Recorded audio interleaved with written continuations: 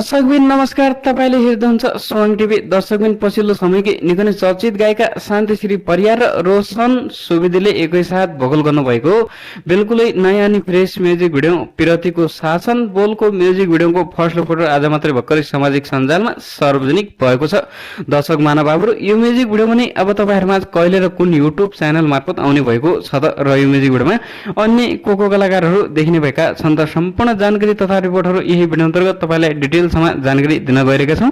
त्यसैले भिडियोलाई पनि अन्तिमसम्म साथ दिनुलाई। यदि तपाईँहरू हाम्रो स्वाङ टिभी च्यानलमा नयाँ हुनुहुन्छ भने हाम्रो स्वाङ टिभी च्यानललाई सब्सक्राइब गरी बेल आइकन घन्टी पनि अवश्य थिचिदिनुला, ताकि हामीले प्राप्त गरेका यस्तै नयाँ अपकमिङ सङका रिलेटेड जानकारीहरू तपाईँको मोबाइल सेटरमा सजिलैसँग उपलब्ध हुने नै छन्।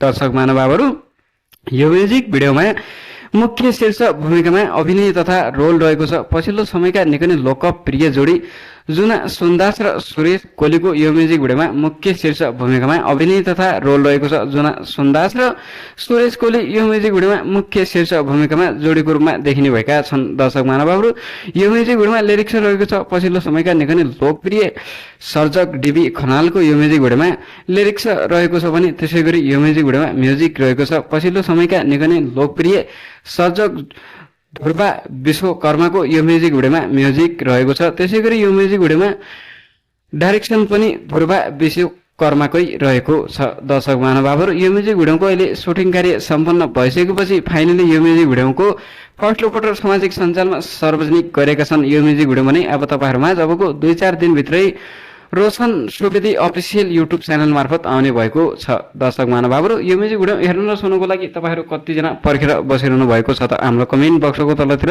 यो पनि जानकारी दिन नभुल्नुहोला। हवस् दर्शकबिन, आजको लागि भने यति नै छोटो जानकारी तपाईँलाई दिन आएका थियौँ।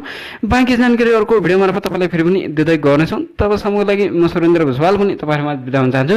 जय नेपाली सङ्गीत, जय स्वाङ टिभी।